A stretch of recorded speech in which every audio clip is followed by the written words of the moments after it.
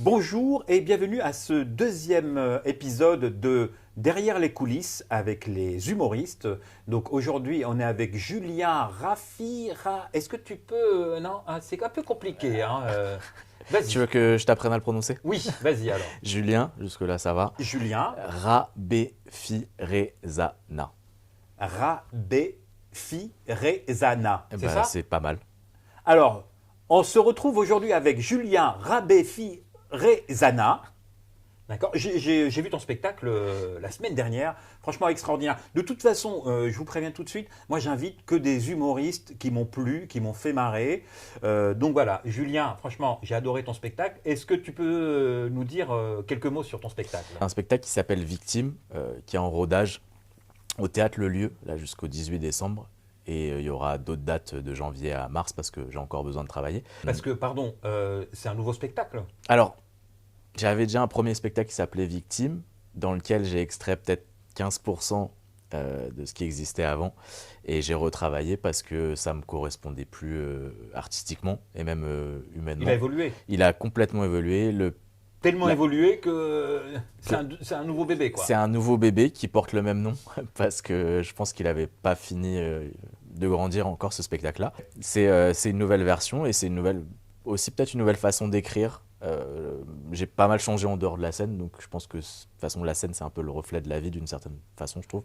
Du coup, tout est en train d'évoluer et voilà. Ok, ce que tu veux me dire, c'est que toi-même, dans la vie, Mhm. tu as évolué. Quand Ouais. est-ce que tu as écrit ce premier? Je l'ai écrit entre fin 2018 et mi-2019. Ok. J'avais pas encore fait de stand-up.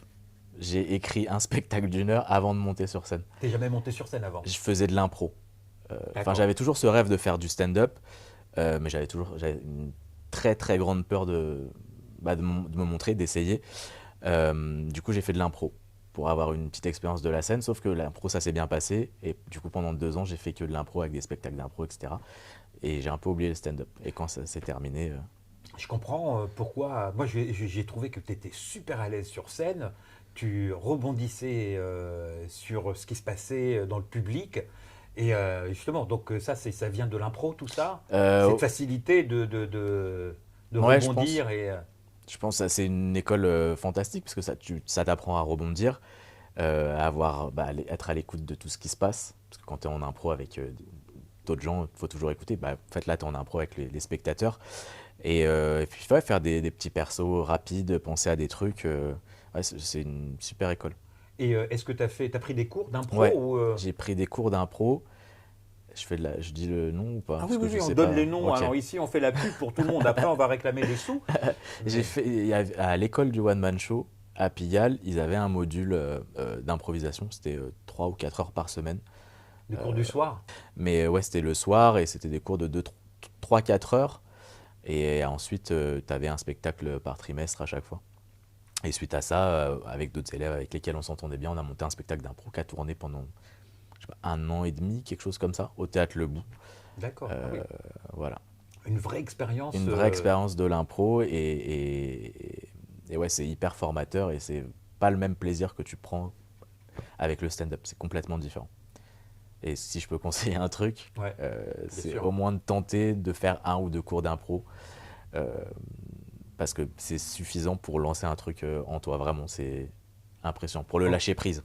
c'est ça. T'as pas le choix que de lâcher prise en fait. Mm. Si t'es stressé, si tu mobilises pas toutes les capacités, pas toutes, mais mobilises pas une bonne partie de ton imagination, tu peux pas faire de l'impro en fait. Est-ce qu'il y a une méthode pour savoir comment rebondir ou alors c'est juste on te dit sois zen comment ça se passe, tu vois? Il y a un peu de ça, ouais, sois détendu. De toute façon, c'est de l'impro, donc Ouais. c'est sans filet, ça marche, c'est bien, ça marche pas. Quelqu'un peut rattraper derrière et Génial. construire un truc. Et- Tu fais quand même pas mal d'exercices, tu sais, pour apprendre à réfléchir vite, faire de l'association d'idées, association de mots.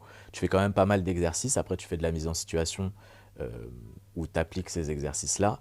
Et petit à petit, comme tout, à force de travail, il y a des mécanismes qui se créent et, euh, et ça reste ancré en toi, en fait, dans ta façon de... Et donc ça t'a aidé en quoi dans le stand-up Euh, Parce que il est quand même écrit. Moi, je trouve ouais, que c'est, tu vois, il y a Alors, il y a beaucoup d'humoristes qui passent leur temps à comment tu t'appelles, etc., à faire que ça. Toi, non, Bah, je le fais, je le fais aussi, puis ça dépend des spectacles. En fait, Ouais, ça dépend l'atmosphère de la salle, ça dépend s'il se passe un truc, ok. ça dépend s'il y a une réaction qui est un peu, pas loufoque, mais un peu Ouais, ouais, inattendue. c'était le cas. Quand j'étais là, c'était le cas. Tu as réagi avec quelques personnes Ouais, et c'était tout de suite, ça nous. Je trouve que ces interactions nous disent c'est unique. Tu vois, c'est un moment unique ouais. qui c'est Bah, pas écrit. ça se crée là et ça meurt là, en fait. Voilà. Et donc, nous, en tant que spectateurs, on a cette joie de dire c'est un spectacle unique. C'est Mhm. ce qui se passe ici ne se passera pas demain. Voilà. Mais malgré tout, toi, c'est très écrit. C'est-à-dire, Ouais. il y a une structure. Bah, parce que mon job, c'est d'écrire déjà. D'accord. Parce que c'est quoi ton Je job suis dans la vie? concepteur-rédacteur. Je vais peut-être définir ce que c'est, parce que je Vas-y, sais vas-y. Ouais, ouais, ouais. c'est en gros dans la pub, la communication. J'écris aussi bien des scripts vidéo que des slogans, que des posts Instagram, des Ok. newsletters, des communiqués de presse. C'est vraiment écrire pour des marques, des agences de pub, des médias aussi. J'ai fait un peu Ça de... aide pour écrire un Ouais, stand-up? ouais, Ça aide aussi à trouver des punchlines, vu ouais. qu'il faut trouver des formules efficaces dans la pub. Ouais, c'est Donc ça ça. Du t'aide. coup, en Ok. fait, tu transposes et bah, faut trouver des formules efficaces dans le stand-up. Alors, c'est pas les mêmes façons de raconter les choses, mais il y a quand même des mécanismes similaires et du coup, ça aide vachement. Donc, moi, ça a toujours été l'écriture, mon truc. Mhm. J'ai commencé par l'écriture avant de monter sur scène. Et oui, ça, je pense, ça se ressent aujourd'hui. Et ouais, je prends beaucoup de plaisir à écrire. Alors, c'est un spectacle qui s'appelle Victime et je Ouais. pense que c'est un peu thérapeutique. C'est je pars d'événements personnels. Ça peut être comme du harcèlement scolaire, la Que tu as confiance. vécu? J'ai vécu un peu de harcèlement scolaire quand j'étais petit, ouais. Tu veux que je Ah bah développe? vas-y, Ok. lâche-toi, lâche-toi. Attends, on est là Parce pour que ça. d'habitude, j'en parlais avec ma psy, mais là, bah, je vais en parler avec toi. Oui. J'espère que j'aurais pas à te donner 80 euros. Mais, ouais, oui, oui, du harcèlement scolaire en maternelle et aussi au CP. Et c'est des époques qui te marquent, en fait. C'est là où tu te construis. Et du coup, ouais, ça a un peu dirigé pas mal de choses dans ma vie. Donc, je parle d'harcèlement scolaire, je parle de métissage, le fait d'être métisse, comment on se place dans le monde, comment on se place en famille, comment on se sent, comment on aborde les choses quand on a plusieurs origines. Je parle d'immigration parce que mes parents sont immigrés. Confiance en soi, j'ai dit. Non. Ok, bah, je parle de confiance en soi parce que c'est un truc que j'ai pas, donc Ma- sur lequel je Ça se travaille. voit pas, hein. Sur scène, Ouais, ça se voit pas. parce que ma psy qui coûte 80 euros fait un Ouais, très bon travail, c'est pour d'accord. ça. Mais c'est aussi pour ça que j'ai fait de l'impro parce que j'avais pas les coronesses, pardon, de monter. Ah bah si, tu les as, parce que déjà, aller faire de l'impro pour soigner la confiance en soi, il faut avoir, Ouais, comme tu dis, des couilles, parce que quand on n'a pas confiance en soi, bah, on le garde à vie et on va pas faire de l'impro, on va même pas faire de théâtre. Donc toi, tu conseilles à ceux qui n'ont pas confiance en eux d'aller justement sur scène, d'aller prendre des cours en tout cas, de théâtre, ouais, des théâtres. Alors, je parle de mon expérience personnelle, mais Ouais. l'impro, je trouve que c'est quand même hyper fort en termes de thérapie artistique pour guérir ce truc de confiance en soi parce que t'as pas le choix en fait. Faut être là, sur le moment, et faut s'oublier. Faut vraiment s'oublier, t'es dans un personnage constamment et tu t'oublies. Il faut que tu réfléchisses comme le perso que tu joues. Tu récites pas un texte, et du coup, en fait, tu t'oublies et au bout d'un moment, tu te dis, ah, en fait, ça va, je suis à l'aise. Donc, ouais, c'est une très belle expérience. Et voilà. Donc est-ce que le stand-up c'est une sorte de thérapie pour toi? Oui, Ouais. complètement, puisque que j'aborde des sujets qui me sont arrivés, enfin des sujets qui me touchent et qui m'ont touché, en essayant de donc raconter des anecdotes personnelles, mais en grossissant les choses pour que beaucoup de gens, pour que beaucoup puissent s'identifier aussi. Parce que je pense que c'est comme ça qu'on arrive à créer un bon moment de partage aussi, parce que c'est ça au final. C'est pas juste venir écouter un gars qui va raconter sa vie, c'est aussi se dire ok, ah ouais, pareil, ah ouais, ah c'est vrai, j'avais pas vu ça comme ça, ah ok. Mhm. Et en fait, oui, d'essayer de se connecter aux gens en fait. D'accord. Et ils sortent de là, pour eux, ça peut faire une sorte de thérapie aussi, quoi, pour le public ou. Alors ça peut juste les faire rire, Ouais. après ça peut les faire rire et se dire, ils ont peut-être sur un des thèmes, une des thématiques, ils ont peut-être dit ah ouais, pas con, et réfléchir après. Donc ça, c'est trop cool si ça se passe comme ça. Après, si c'est juste du rire pendant une heure, bah c'est pas grave. Mais oui, Ce qui était le cas, hein. Moi, j'arrive pas à me rendre compte en fait. J'entends quand ça rit, mais c'est sur un moment. Sur la durée de tout un spectacle, j'ai du mal à Oui, t'es pas en train d'analyser. analyser à chaque fois, me C'est dire ok mieux. là ça a tout ri, ça rit Mhm. sur tout le spectacle. J'arrive pas encore à m'en rendre compte. Faut que je regarde un peu la vidéo après pour passer je me filme Pour analyser. pour analyser, retravailler, ou après quand il y a des bons moments d'impro ou même des petits moments cool, après mettre sur les réseaux sociaux pour faire un peu de promo, parce qu'aujourd'hui tout passe par les réseaux sociaux en termes de communication pour les artistes. C'est un tremplin. Enfin, tu postes un truc, 1 heure plus tard, tu peux devenir, enfin pas quelqu'un, mais tu peux devenir quelqu'un des réseaux, tu vois. Ouais. Et t'as beaucoup de followers? Non. Enfin, je sais pas si c'est beaucoup, je dois avoir 1200, quelque chose comme ça. Ok. À force de poster des trucs. Enfin, Tu c'est postes sur quoi alors? Qu'est-ce que tu conseilles? TikTok, Instagram, Facebook, YouTube, tout, tout. vraiment tout. Alors, TikTok, il y a ce truc où tu postes et ça peut vraiment exploser en 10 minutes. Instagram, c'est un peu pareil, mais rien n'est prévisible sur Instagram. Facebook, oui, parce qu'il y a un public aussi qui est peut-être un peu plus âgé, qui est plus sur Facebook. YouTube aussi, puisqu'il y a pas mal de comédie clubs ou même de théâtre que tu vas démarcher en province qui ont besoin de voir quelque chose d'un peu plus long que 1 minute pour pouvoir juger si tu corresponds à ce qu'ils cherchent. Est-ce que tu mets des extraits de ton spectacle sur les réseaux sociaux? Ouais, Oui, ouais. Alors, d'accord. T'as pas peur d'éventer le spectacle ou alors je mets des extraits très courts, tu vois, 1 minute, 1 minute 30 max, justement pour pas tout dévoiler. Mais oui, sinon des moments d'appro, etc. Mais des fois, quand tu as vraiment une punchline qui est intéressante et tu te dis, bah ça, c'est un truc qui peut être partagé, repartagé, ouais, je mets en essayant de pas trop en dévoiler. Voilà. Ou des anciens trucs que je change, tu vois, qui sont plus dans le spectacle, que je vais chercher dans des vidéos et que là, je me dis, bah en fait, je m'en fous, là, je peux mettre un passage plus long parce que bah, je vais rien dévoiler. Voilà. Alors, j'ai trouvé un petit, tu vois, sur Internet, les différents types d'humour, tu vois, types de comiques, dans lequel toi tu te situes le plus. Il y a le comique de situation, comique de caractère, comique de répétition, comique de mots ou comique de gestes. Comique de caractère, c'est personnage, des Voilà, traits de. exactement. Bah alors, je dirais comique de mots, parce que de par le texte, ou Mhm. qui est quand même. Enfin, je peux passer des heures et des heures à choisir si je mets un adjectif, un nom. Enfin, c'est vraiment Oui, obsessionnel, je te les mots. comprends. C'est, Je suis comme ça aussi. mais c'est violent, tu vois, d'écrire, je trouve, par moment, quand t'arrives pas à trouver le bon truc. euh, Moi, ça m'arrive de trouver le bon mot 2 mois après ou c'est 3 mois ça, après. c'est Tu ça. vois, tu dis, mais merde, Ouais, mais putain, mais c'est ce mot-là qu'il faut mettre. ça passe comme ça, tu n'es même pas en train d'y penser. Moi, ce que je fais, c'est que quand j'ai un blocage, je pose tout et je vais marcher. Et je vais marcher et j'y réfléchis en marchant. Et en fait, le mouvement, ça, je sais pas, ça crée un truc et tu as des trucs qui viennent, ça t'ouvre d'autres portes. Des fois, tu te rends compte que ce que tu étais en train de faire, c'était pas top.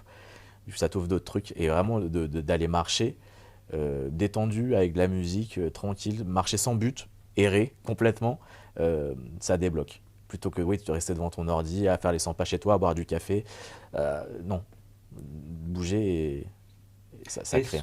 Alors toi, tu es devant ton ordi, tu écris devant ton ordi. Ouais, Est-ce que le fait d'être devant du public, est-ce que tu t'aperçois que il faut modifier un peu? ouais. Et en fait, tu vois, j'écris, j'apprends par cœur. Et après, quand je répète, quand j'ai bien assimilé le texte, même quand je répète seul, bah, je vais le dire pas complètement modifié, mais d'une autre Mhm. façon, qui est un peu plus orale. Et même seul chez moi. Et après, je me rends compte, ok, c'est comme ça qu'il faut que je le dise. Ou alors, oui, quand devant un public, où en fait, ça vient naturellement. Une fois que tu as bien emmagasiné tu as bien digéré le texte, On l'oublie. on l'oublie et ça devient naturel et ça sort d'une façon beaucoup plus orale. Et tu vois, si je regarde mon texte là aujourd'hui, je sais que sur pas mal de passages, Ça correspond pas. l'idée est là, la Mhm. punchline est là, Oui. mais tout ce qui va englober le truc et les différentes parties du storytelling, bah, ça va être différent en fait. Donc Ok. ouais. Ne pas s'accrocher au texte. Ne pas s'accrocher, ça a quand même une très grosse importance, Oui. mais pas s'accrocher à des petits détails. Enfin, les détails font quand même Ouais. que c'est important, mais c'est des trucs où... En fait, le setup, on a la punchline Mhm. qui est importante et il faut que ça soit au mot près. Le setup, il faut le vivre, quoi. Ouais, bah si c'est pas une vanne, justement, s'il n'y a pas une punchline et c'est juste Mhm. un truc qui va ramener, c'est une marche que tu vas poser Mhm. sur l'échelle, dis-le comme de façon très naturelle. Ça va rien changer en fait. Ouais. Si tu dis la même chose, si c'est pas la vanne, tu peux toucher. Est-ce que tu as un conseil pour les humoristes débutants Bah, je peux me baser que sur mon Bien expérience, sûr. de pas se comparer. De pas se comparer parce quand on va faire des comédie clubs, on veut toujours être celui qui fait le plus rire sur les plateaux, etc. Euh, Si on raconte pas les mêmes choses que les autres, on peut se dire putain mais où je vais avec ça, etc. En fait, juste de pas se comparer, faire son truc, et surtout bah ouais, raconter une histoire qui nous correspond, qu'on a vécu, peu importe ou pas. Être authentique, Être authentique, faire ce qui nous plaît faire le ce qui nous, plus. s'amuser. S'amuser. Surtout s'amuser parce que enfin c'est quand même un métier où même si tu amuses les autres, Ouais. on peut très vite oublier de s'amuser sur scène. Et en fait, ouais, on est là pour ça, et prendre du plaisir et pas se comparer. Et au début, en fait, quand tu fais des comédie clubs, bah, tu es jugé sur les rires en 5 minutes. Et c'est pas parce que quelqu'un fait plus rire que tu fais mal ce que tu fais. Tu vois, chacun a un public, si tu as une sensibilité, tu vas pas forcément. Le public du lundi, ça va pas être le même que le mardi. Il va pas forcément réagir de la même façon et pas se remettre en question. C'est important de se remettre en question, mais pas le fond. Faut pas tout remettre en question à chaque fois parce que sur une vanne ça apparaît. C'est pas grave. Amuse-toi et prends du plaisir aussi bien sur scène qu'à écrire des blagues, tu vois. Alors, il y a un metteur en scène qui me disait faut pas jouer sur scène, il faut vivre Mm. la situation. Ouais, mais je suis complètement d'accord et je me suis rendu compte, tu vois, il y a pas très très longtemps, hein, il y a peut-être quelques mois, que ça c'était vrai parce que des fois, oui, tu vas jouer dans un comédie club, tu as 5, 6, 7 minutes, t'arrives pas forcément à te mettre dans le truc avant parce que c'est une ambiance qui est quand même particulière. Euh, et t'arrives sur scène, tu récites pas, mais c'est un mécanisme que tu connais, etc. Donc t'as pas forcément la même émotion et tu vis pas le truc. Et je me suis rendu compte il y a quelques mois en plein sketch où j'ai dû faire 2-3 minutes en mode pilote automatique. Et d'un coup, j'ai repris le contrôle et j'ai vécu le truc. Et il y a une différence, c'était fulgurant. Dans le public, tu as senti la différence. Ouais, dans le public et même moi, Mhm. bah, je me suis connecté, et là j'ai commencé à prendre du plaisir à jouer un truc que j'avais déjà joué Un milliard de fois. 50 fois. Ouais. Mhm. Mais ouais, de vivre le truc et ouais, ça change tout en fait, personnellement et à l'extérieur en fait. C'est incroyable. Donc là, ce que j'ai vu, c'était la première. Là, tu es encore en rodage. Je Ouais, pense. Combien de temps J'ai l'impression qu'on est tout le temps en rodage parce qu'on est tout le temps en train de changer des de trucs, ouais. changer, quoi. C'est-à-dire, et une fois qu'on arrive à un truc qui est bon, on a envie d'écrire autre chose. Mais oui, c'est aussi ce qui fait que le spectacle a changé par rapport à ce que je faisais avant. Le, le comédien a changé aussi par rapport à ce qu'il était avant. Et oui, c'est ça en fait. Je pense que bah, quand tu fais du stand-up, si t'as pas un clown très fort et que t'es quand même, on va dire à 70% toi sur scène, si tu changes dans ta vie, ça va se voir sur scène. Ça va être le reflet en fait. Et dans ma vie, je suis en train de changer. Et du coup, Donc il faut que ça corresponde. voilà, il faut que ça me corresponde. Ce que je faisais avant, ça me correspondait sur le moment. Mhm. Mais tu vois, c'était plus punchline, blague gratos, blague un peu grasse. C'était vraiment de l'humour pour de l'humour. Oui, c'était une sorte d'entraînement aussi. Ouais, C'est-à-dire, ouais, ouais, tu devais passer par là. c'est ça. Je regrette pas. Ouais. Ça fait partie du chemin. Ça appartenait ça reflétait la personne que j'étais avant. Et ça m'a permis d'apprendre plein de trucs sur la scène, sur l'écriture aussi. Et oui, c'était la première étape. Mais c'était pas vraiment moi. C'était juste un gars rigolo. Merci. Merci à toi. Julien Rabéry. J'ai oublié. Pardon. Rabé Firezana. Julien Rabéry Fezana. Ça ne va pas du tout. Non, C'est pas du merde. tout ça.